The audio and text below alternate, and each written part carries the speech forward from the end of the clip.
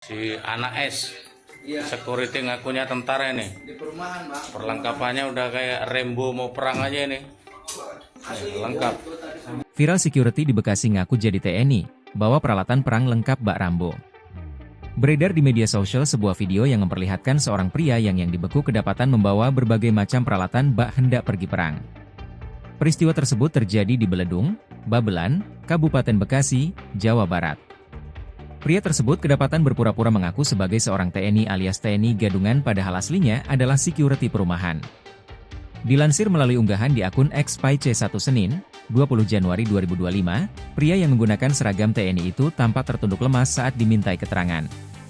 Terlihat dalam video yang dibagikan TNI Gadungan itu langsung digiring ke Kodim Juni 04 Karawang. Ia pun diminta berdiri tegak di pojok ruangan dengan masih menggunakan seragam TNI. Diterangkan pria yang ternyata merupakan seorang security itu ditangkap usai mengaku sebagai TNI yang bertugas di Karawang.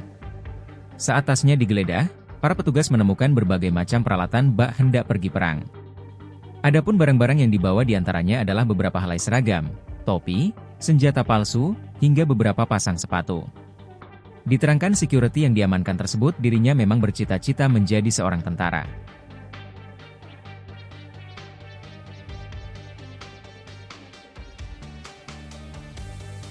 Download Tribun X sekarang, menghadirkan lokal menjadi Indonesia.